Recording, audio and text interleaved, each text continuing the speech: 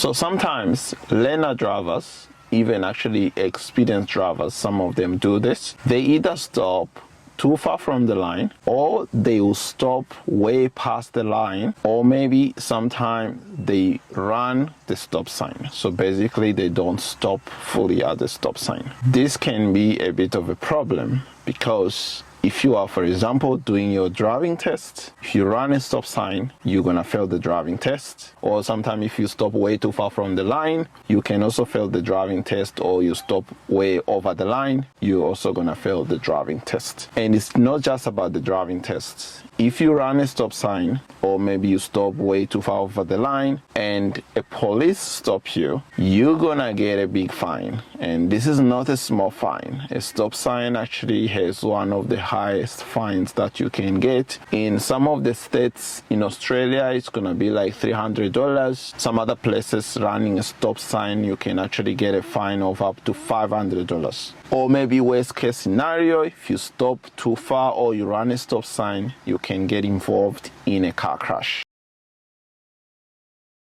So when learning to drive, there are two ways that people teach how to approach a stop sign. So sometimes parents or supervisors or instructors, they teach people to change to first gear before getting to the line. So you'll be coming and you're coming to the stop sign. Before you get to the line, change to first gear while you're still going towards the stop sign. And then the other people who teach to slow down the vehicle, maybe if you are like in third gear, change to second, clutch out, continue to brake, just like before you stop, clutching, stop the car behind the line, and then change to first gear. Now, both of those approaches, they are basically taught everywhere.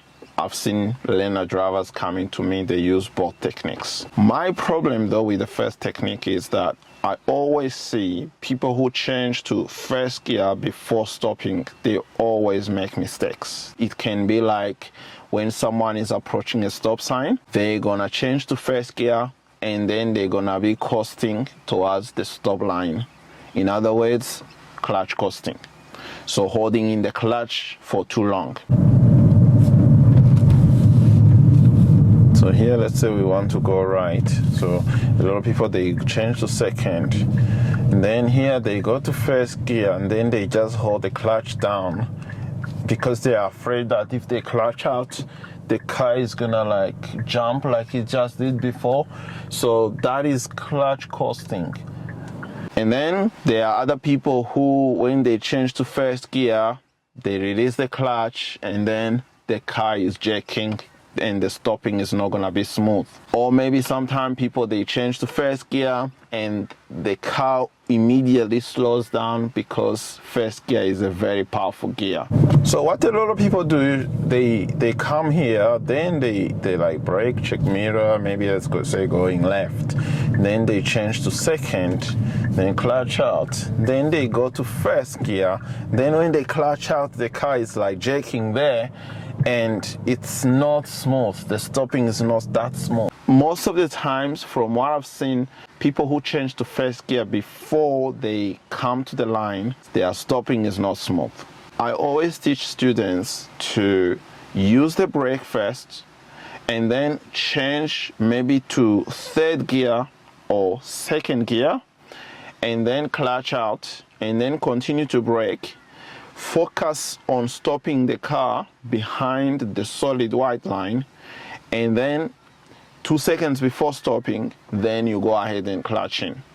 So that way you're gonna avoid stopping past the line and also you're gonna stop a little bit more smoothly.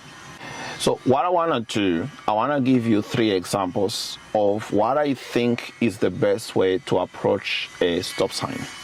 And these 3 examples, none of them involve changing to first gear before you come to the stop line. If your instructor teach you how to do that, that's completely fine. But just remember, if you keep finding yourself like you clutching out and the car is like slowing down suddenly and it's not smooth and your stopping is not smooth, probably I recommend that first you use the brake and then maybe change to a lower gear. I'll say maybe second gear, or if you are in fourth gear, you can change to third gear and then brake.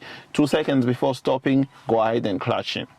That's what I recommend. But the 3 examples that I'm going to show you, none of the example involve like changing to first gear before stopping.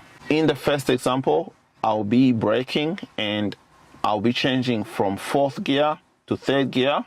I'm going to clutch out, and then maybe about 2 seconds before stopping, I'm going to go ahead and clutch back in and then stop the vehicle and then change to first gear. So I'm in fourth gear at the moment. I'm going to brake a little bit, check my mirror, indicate left. I'm going to change to third gear, clutch out. I'm going to use the brake. 2 seconds before stopping, I'm going to clutch in, and then I'm going to change to first gear. I'm going to look around, no one coming, I can go. Change to second. In the second example, I'm going to change from 4, I'm going to go to 3, clutch out. I'm going to go to 2, clutch out. I'm going to continue to brake, and then 2 seconds before stopping, I'm going to go ahead and clutch in. I'm going to stop the car, and then I'm going to change to first gear.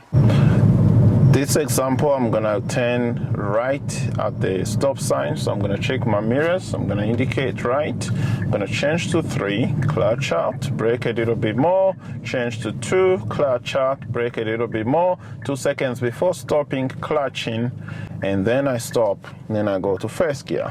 And I'm going to look, make sure no one is coming. There's a car coming from the left side. There's another one there, but I don't know where it's going. It's going left, so I can turn.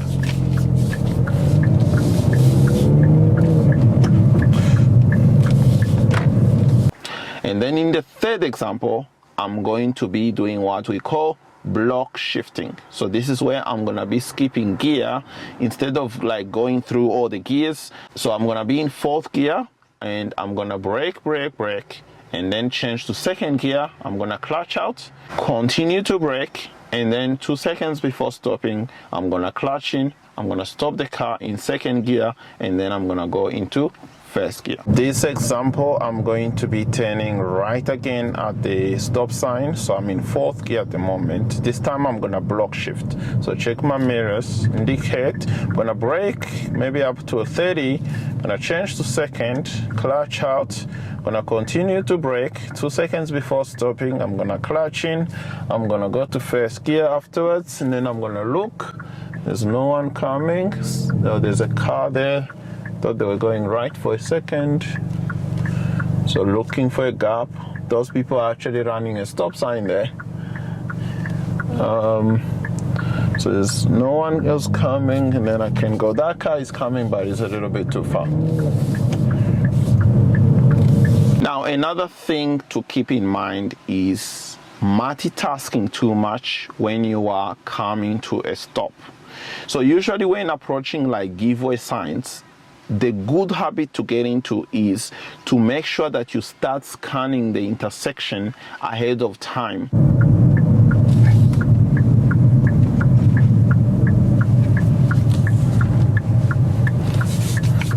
So like there, I observe beforehand, and I don't need to stop because it's just like a giveaway sign. It's not like a stop sign. Because if it's a giveaway sign, you actually don't need to fully stop.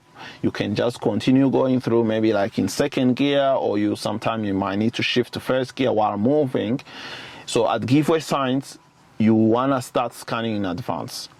But then at the stop sign, usually, again, this happens. I see this all the time. Usually what happens, a lot of the time, people, they are coming to the stop sign, and then they are starting to look to the left and then right, and they are not paying attention to where the stop line is.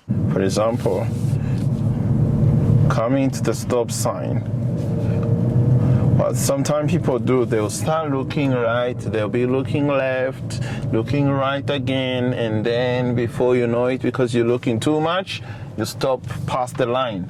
It's too far. So when you are coming to a stop sign, you don't need to be scanning the intersection too much too early. There's no need for that, because you're gonna need to fully stop the vehicle behind the line, and you have enough time to look left and right after you've come to the complete stop.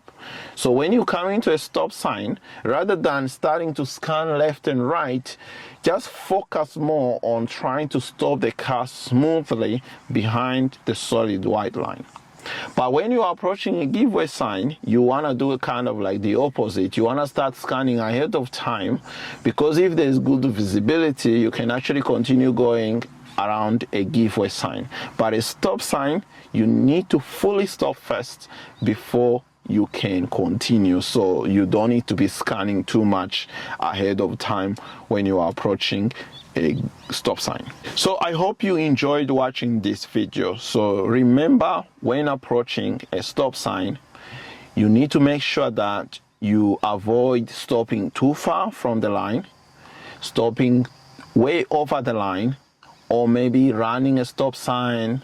Avoid clutch coasting, downshifting to first gear and then suddenly releasing the clutch and jerking. Usually if you can try and like stop first and then go to first gear, most of the time you're gonna find that that makes a little bit of a difference in your stopping.